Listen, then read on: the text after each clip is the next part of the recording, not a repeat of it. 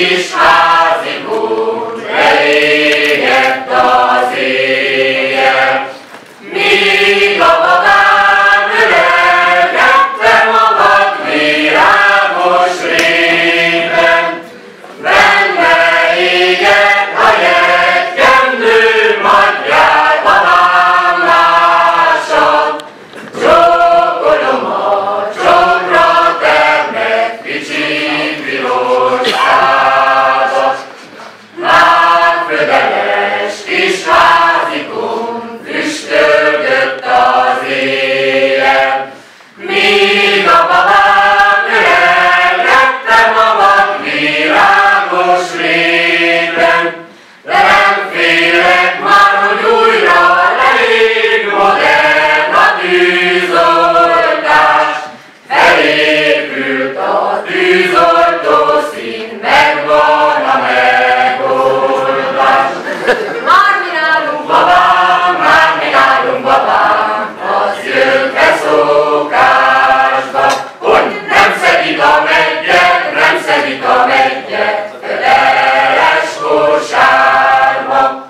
Felmegy a legény a fára, a megfa tetejére, lerázza a meggyet, te meg babám szedjed a rózsás kötényedben.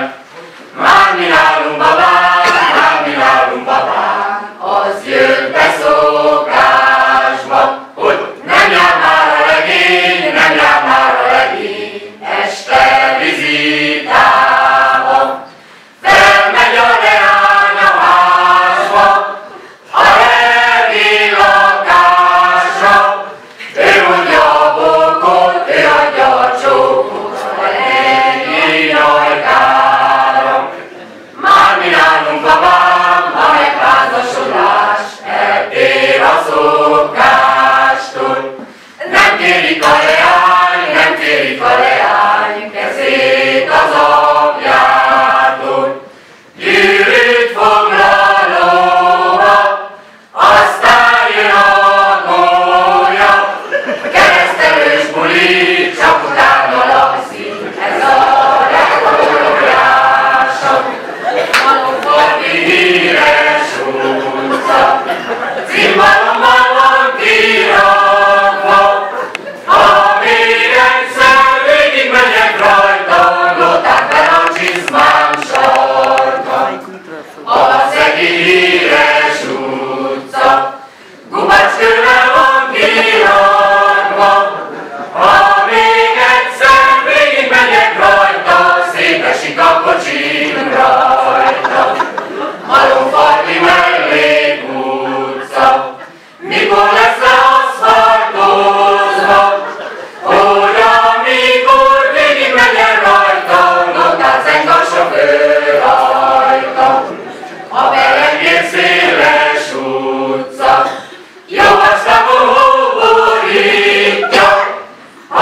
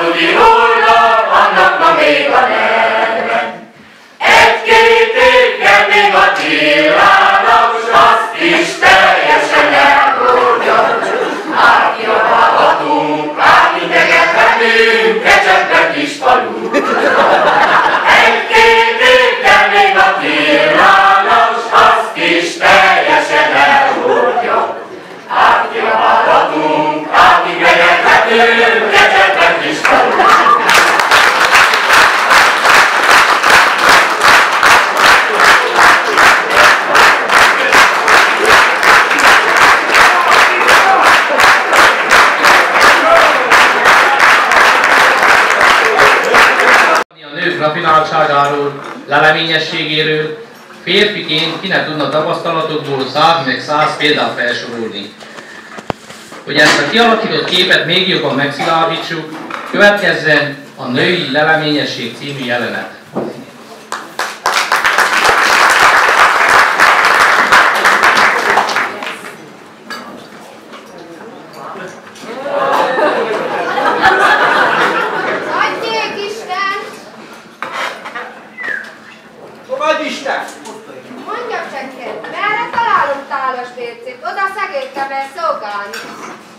Hát nem csak megmondom szépségem, de meg is mutatok, hisz én is arra tartok. Messze van az innen? Hát, ha itt megyünk az úton, messzeske. Áton megyünk az erdő már lehet van. Aha, volna kedvekesse az erdőn keresztül, hiszen én még nem is ismerem magát, s hát erősködni akar velem. Hát ugyan már, hát nem látja, hogy meg vagyok pakolva. Egyik kezemben a vödör benne, az a nagyfene kősó, ha oda van az a réce, a másik kezemben a két sürke, az Isten szerelmére, ugyan erősködhetik ki magából. Könyörű. Először leteszi a récét, utána ráborítja a vödröt, a vödör tetejére ráteszi azt a nehéz kősót, hogy a réce el ne szabad. A két sürke? Hát, addig azt én megfogom.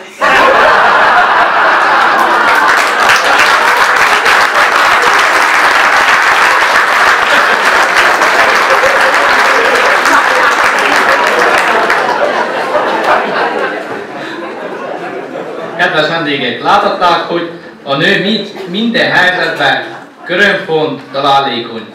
De ahhoz, hogy ténylegesen ilyen agyafúrtá váljon, neki is szüksége volt egy férfire. Különben miért is kellett volna ilyen dörzsölté válnia? Amúgy már a kezdetek kezdetén gondot okozott a teremtés koronájának, amint ez nyilvánvalóvá válik a következő árny játékunkból, melynek címe Ádám és a nő.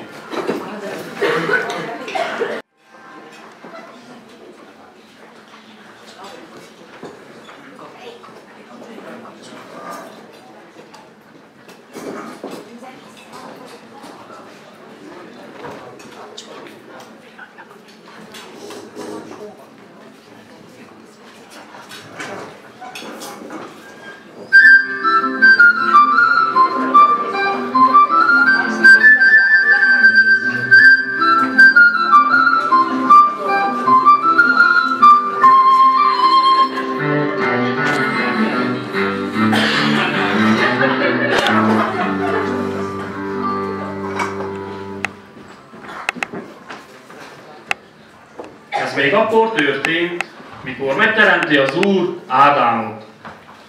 Nem volt rossz dolga Ádámnak, hisz paradicsomi állapotok uralkodtak akkor még a golyóvison, de hát nem volt mit csinálnia, és rettenetesen unta magát.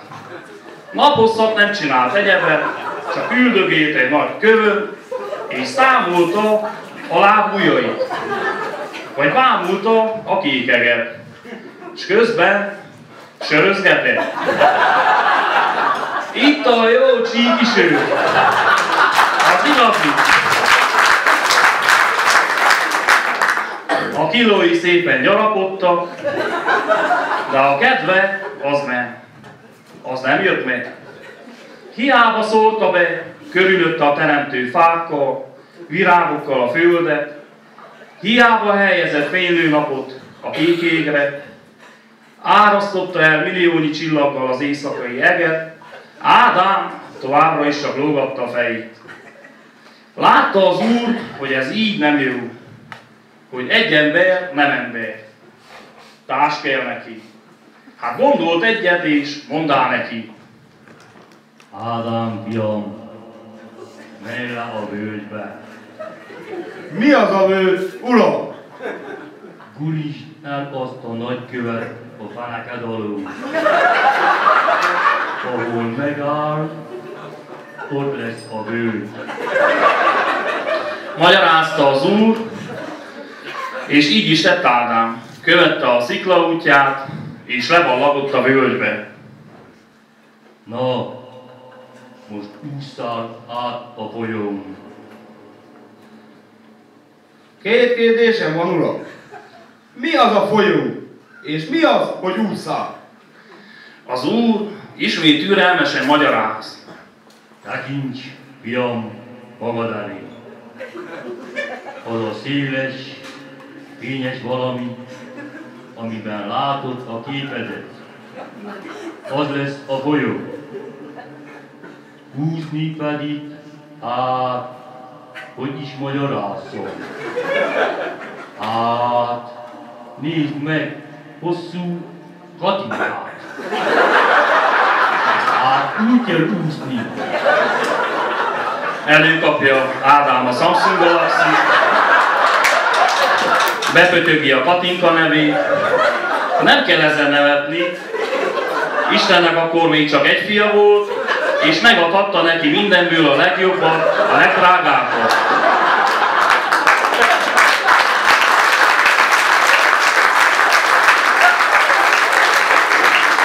Na, szóval Ádám végignézett vagy két edzést, és elméletben már tudta is, hogy hogyan kell úszni. De sehogy sem akarózott neki bemenni a vízbe, csak ott toporgott a folyó partján. Az úr türelmetlenül kiáltott rá. Ugorj már, fiam! Így, ruhástól! Indulj már! Végül rászánta magát Ádám az ugrásra. Elsőre persze, hogy nem sikerült egy szépen nívelő fejes ugrani, de a sima csobbanással is megelégedett az úr. Az úszásnál is csak az első pár méter volt nehéz. Azután már úgy úszott, mintha egész életében azt tanulta volna. Alig ér át a túlsó partra, mikor érkezik az úr következő utasítása. Ádám, most menj fel a másik hegyre. Uram, megmondom nekem, hogy mi az a hegy? Hát ugyanaz, mint ahonnan lejöttél. Csak felfele nehezebb mászni rá. Magyaráz még mindig türelmesen az úr. Közben felmegy Ádám a hegyre. De gyönyörű a kilátás, uram! Mintha csak a Hargitán lennék. Nézd csak át a túlsó oldalra. Látod ott azt a barlangot? Mi az a barlang, uram? Hát az a nagy lyuk ott az oldalban, te Ádám. Hát még annyit sem tudsz. Szól az úr, kinek kezdett már elfogyni a türelme. Na, menj oda a barlanghoz. Ádám a barlanghoz megy. Itt vagyok, uram! Bent a barlangban találsz egy nőt. Mi az a nő, uram? Az úr még mindig csendesen magyaráz. A nő is az én teremtményem, Ádám fia. Csak egy kicsit formásabbra sikerült. Haja hosszabb, arca szelidebb, popsia, cicie, kerekebb. Két combja között viszont van egy kis hiányosság. Azt neked kell pótolni, fiam. Mellesleg, belőled szakítottam ki. Ha nem vetted volna észre. Mégpedig azért, hogy társad legyen. És ne unatkozz. Most pedig menj be a barlangba, és sokasodjatok. Hát az hogy, uram? Kényes kérdés. Az úr is zavarba jött egy kicsit.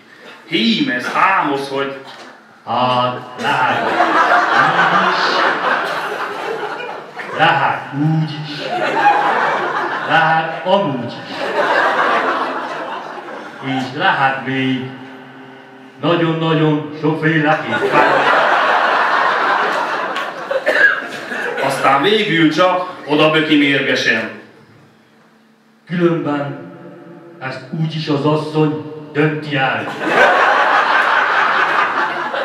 Hát jó, legyen meg a te akaratok, uram. Mondja Ádám, majd ledobja a ruháját, és kíváncsian megy be a barlangba.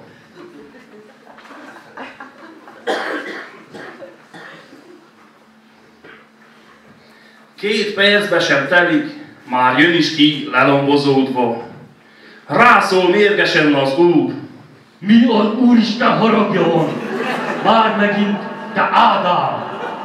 Uram, mi az a migrén?